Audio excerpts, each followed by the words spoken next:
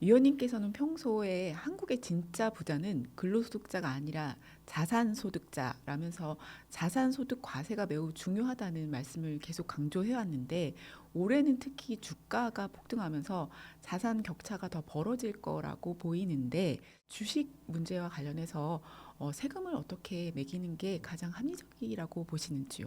그렇죠. 우리 주변에 부자가 있다. 그러면은 보통 네, 셋 중에 하나죠. 네, 내가 근로소득을 열심히 사업을 해서 음, 열심히 돈을 모아서 부자가 되는 방법도 있고, 네, 아니면 내가 보유한 부동산이 폭등해서 부자가 네, 되는 경우도 있고, 네, 내가 산 주식 또는 비트코인이 네, 폭등해서 부자가 되는 방법이 있죠. 네, 근데 주변에 부자가 된 사람들을 보면은 의외로 근로소득을 가지고 차곡차곡 모아서 부자가 된 사람은 쉽지 않아요. 예를 들어서 그렇죠. 연봉 1억이다. 뭐 나쁘지 않잖아요. 네, 나쁘지 않지만 뭐 주변에 있을 수도 있어요.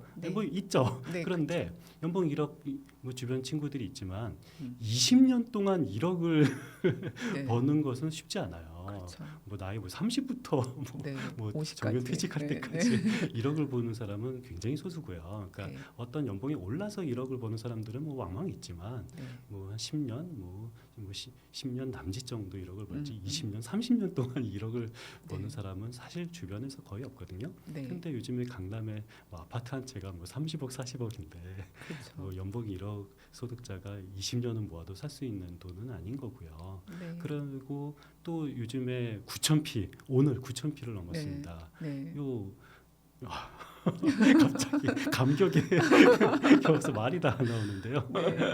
네, 9,000p가 넘었다는 이게 2,000p, 뭐 3,000p 시절이 네, 얼마 안 되고 이제 4,000p만 되면은 엄청나게 좋아진다라고 그렇죠. 했던 건데 거의 뭐 3배가 오른 거잖아요. 네, 이런 상황에서 이 근로소득을 차곡차곡 모아서 부자가 되는 것보다 네, 역시 부동산 또는 주식 네, 큰 거 한 방을 네, 통해서 인생을 역전하는 사람이 점점 더 많아지는데요. 네, 근데 문제는 아니 뭐 음, 나는 아니지만 내 네, 주변에 누구래도 부자가 네, 되는 건 좋은 거죠. 뭐 그렇죠. 당연히 좋은 거죠. 네, 그런데 부자가 되는 거는 굉장히 좋은 거고 박수 칠 만한 거지만 음, 주식을 통해서 부자가 된 사람이 과연 근로소득자인 나보다 음, 세금을 더 많이 내고 있는가? 네, 아니면 나보다 세금을 조금 내고 있는가? 음, 답은 뭘까요?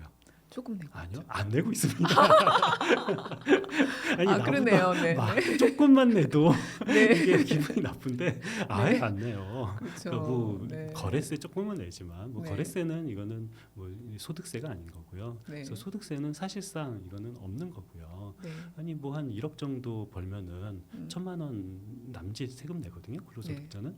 그런데 주식에서 1억이 아니라 뭐 3억 4억을 벌어도 1,000만 원이 아니라 네, 이거는 이 소득세는 10원도 안 되는 이런 네, 황당한 일이 벌어지고 있죠. 근데 네, 이것이 대단히 이례적이라는 거죠. 그러니까 OECD 국가에서 음, 아니 소득이 생겼는데 음, 세금을 내지 않는 나라는 굉장히 이례적인 일인 거고 음, 우리 뭐 많은 사람들이 세금 복잡하고 어려워서 잘 모른다고 하지만 네, 거의 모두가 알고 있는 세금의 원칙은 다 압니다. 그죠? 네.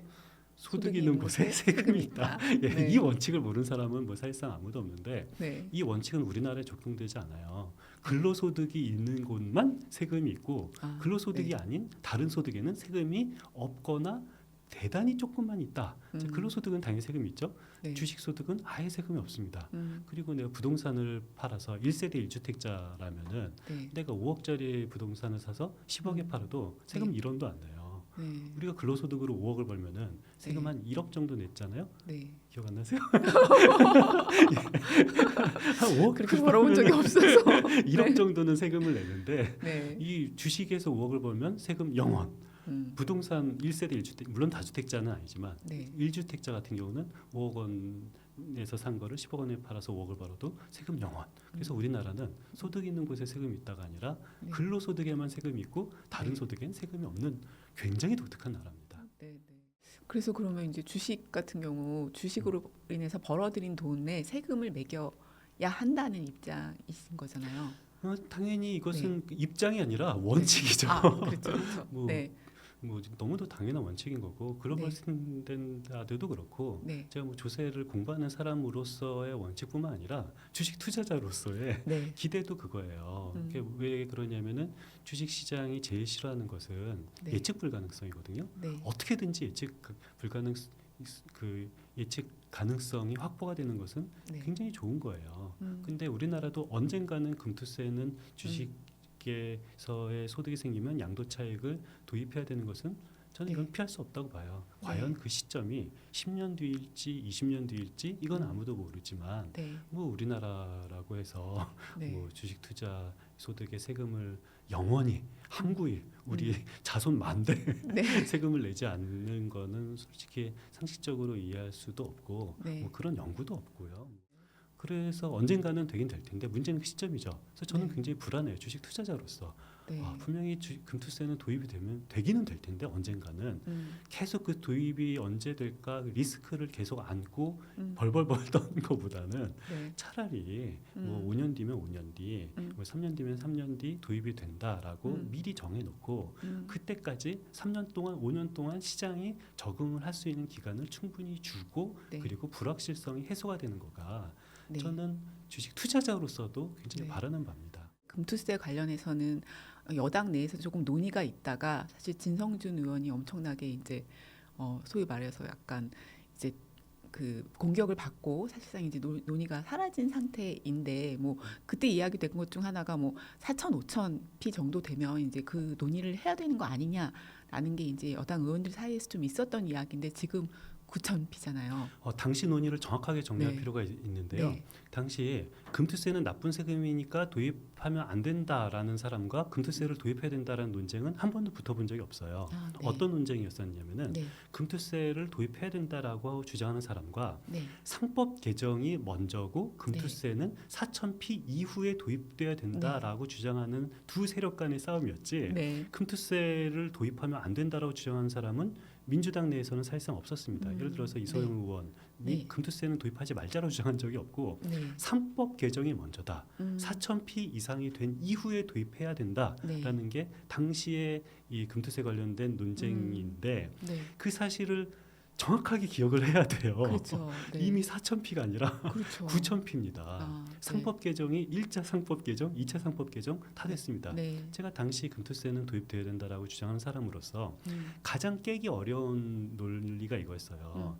아니 금투세를 도입 안 하자라는 게 아니고 네. 상법 개정한 이후에 네. 그리고 우리나라 이 자본시장이 충분히 선진국 정도로 된 이후에 네. 그리고 나서 금투세를 도입하는 것이 옳지 않을까라는 네. 그런 질문에 대해서 음. 이거 논박하기가 사실 어려웠었어요.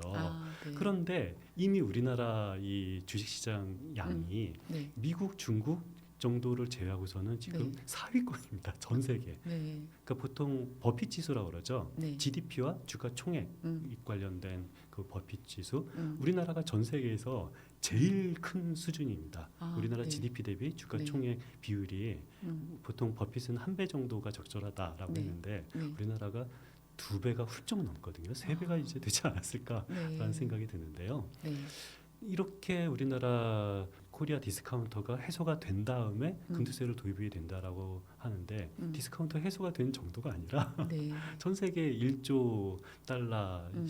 그 시가총액을 보유한 기업이 네. 미국 말고는 우리나라 이두 네. 개나 기업 네. 보유한 나라가 우리나라밖에 없거든요. 네. 네. 지금 우리나라 주식 너무너무 좋고요. 네. 상법 개정 2번 다 됐고요. 네. 이런 상황에서 저는 당시 금투세 도입을 반대했던 사람들의 논리를 그대로 적용해야 된다. 아, 네.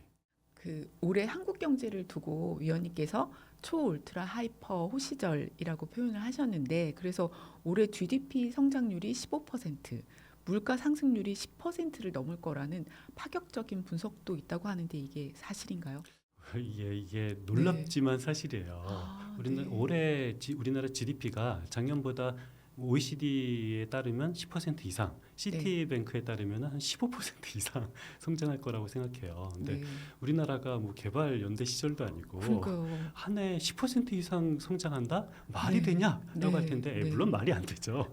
여기서 말하는 이 성장률은 그 네. 실질 성장률이 아니라 명목 성장률을 말하는 거거든요. 그러니까 우리가 보통 경제가 2% 성장했어라고 말하는 것은 실질 2% 성장했다는 아, 네. 얘기예요. 그러니까 네. 이게 뭔 소리냐면은 명목 형식적으로는 5% 성장했는데 물가 상승률이 만약에 3%면은 3% 빼고 네. 실질은 한 2% 성장했다. 네, 좀 네. 거치게 말하면 이렇습니다. 사실은 네. 빼기 아니라 나누기긴 합니다만 네. 아무튼 뭐 네. 거치게 설명하면은 이런 건데 그런데 우리나라 올해 실질 성장률이 뭐 작년 말만 하더라도 올해 한 1.8% 성장하지 않을까라고 했다가 올 그렇죠. 초에는 2%, 또 네. 그러다가 2.5%, 또 그러다가 네. 3% 이래요.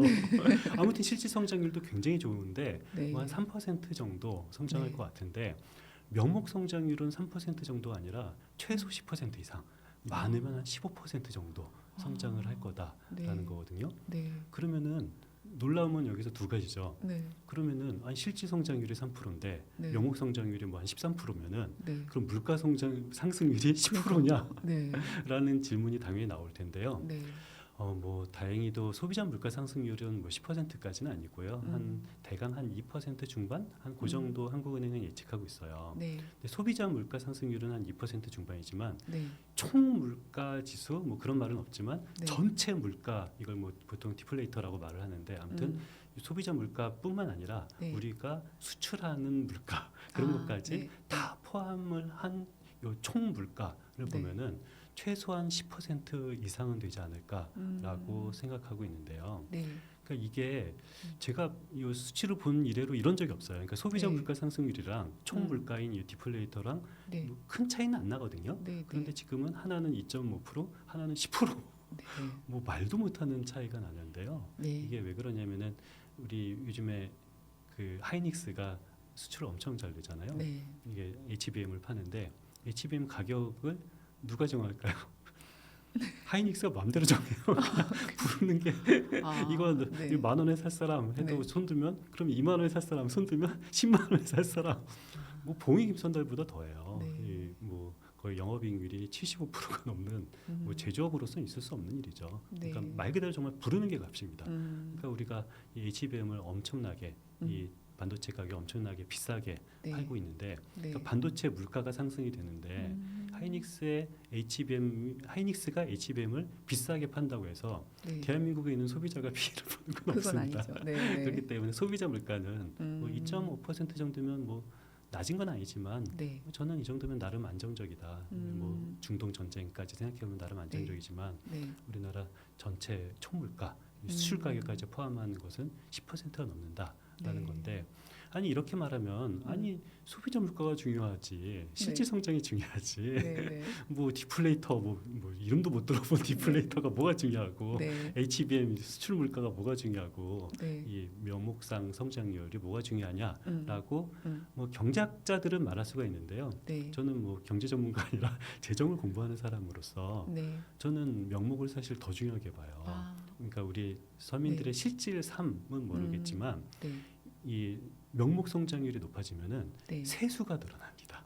그렇죠. 세수는 실질 네. 성장률에 비례하는 게 아니라 명목 성장률에 비례하는 거거든요. 네. 그리고 국가 부채 비율도 어마어마하게 줄어들어요. 줄어드는. 이게 네. 무슨 소리냐면은 국가 부채 비율이라는 것은 우리나라 GDP로 우리나라 국가 부채를 나눈 거잖아요. 네. GDP가 명목상 한 10% 이상 커지는 거예요. 네. 네. 올해 국가 부채가 10% 이상 커지는 않을 거잖아요. 그렇죠.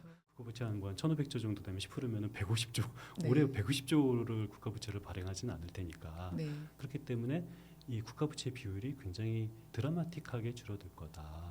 그래서 국가 네. 부채 비율이 계속 늘어났다라고 걱정했던 거가 조금 이제 네. 네. 민망해지고 그래서 네. 아니 이렇게 돈이 많이 벌고 세수가 많이 좋으면은 국채를 갚아야 되는 거 아니냐라고 말하시는 분도 있는데 네. 국채를 안 갚고 가만히 있어도 국가 부채 부채 비율은 떨어진다. 굉장히 떨어지게 되는 네. 겁니다. 네. 그래서 그럼 세수가 얼마나 좋냐? 올해 그 본예산 기준 우리나라 국세 수입이 390조 원이었거든요. 네. 근데 최소한 올해 390조 원에서 50조 원 이상은 더 들어옵니다. 최소. 네. 50조 원 플러스 알파. 네. 문제는 내년이에요. 네. 내년은 최소한 500조 원 이상은 더 들어와요. 올해 390조 원이라고 그랬잖아요. 네. 내년에는 505조 원, 510조 원 이상도 저는 네. 기대하고 있는데요. 네. 세수가 엄청나게 들어오게 그렇죠. 되는 것이 올해 네. 내년 뭐 한 내후년까지는 지속되지 않을까 생각합니다. 네. 상황이 이렇다 보니까 그 돈을 가지고 국부 펀드를 만들자라는 주장이 나오는데요. 다른 나라들은 국부 펀드를 보통 어떻게 운용하고 있는지, 그리고 위원님께서는 국부 펀드 이 주장에 대해서 찬성하시는지 궁금합니다. 당장 돈이 뭐 한 100조 원 이상 네. 쏟아지니까 네. 이거를 100조 원을 갑자기 어디다 썼냐. 뭐 국민들에게 나눠줄 수 있는 건 아니고요. 네. 뭐 그럴 수도 있겠지만 그거는 네. 너무 생산적으로 쓰이지 못하고 그냥 돈 날려버리는 거잖아요. 네. 그렇기 때문에 무언가 생산적인데 써야 된다. 여기까지는 모두가 합의를 볼 수 있는 거고, 네. 그럼 생산적인 게 무엇이냐라는 질문에 대해서는 사실 아무도 모르는 거예요. 그렇죠. 서로 그러니까 백가쟁명이 네. 있었으면 좋겠는데 네. 이젠 백가쟁명이 필요하죠. 네. 이 100조 원, 추가 100조 원 어디다 써야 될지 저는 모든 국민이 여기다 쓰자, 여기다 쓰자, 여기다 쓰자라고 네. 뭐 자기 의견을 말하는 그런 정책의 장이 열렸으면 좋겠고요. 네. 그럼 최소한 그 정책의 장이 열려서 우리가 어디다 써야 될지 국민적으로 합의를 볼 때까지 네. 그 돈을 그냥 놀릴 수 있는 건 아니잖아요. 그렇죠. 그렇기 때문에 그 돈을 뭐 이 재정경제부는 펀드에 넣자, 네. 그리고 기획예산처 같은 경우는 기금에 넣자라고 말을 하는데 네. 뭐 펀드가 기금이고 기금이 펀드 아니냐라고 생각할 수도 있어요. 왜냐하면 네. 기금을 영어로 하면 뭘까요?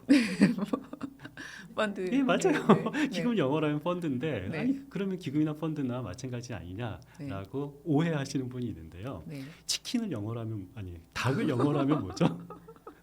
치킨이죠. 근데 닭과 치킨은 다른 거잖아요. 그렇죠. 그렇죠. 닭을 튀기면 치킨이 되는 거잖아요. 네. 마찬가지로 이렇게 펀드와 기금은 다른 거고요.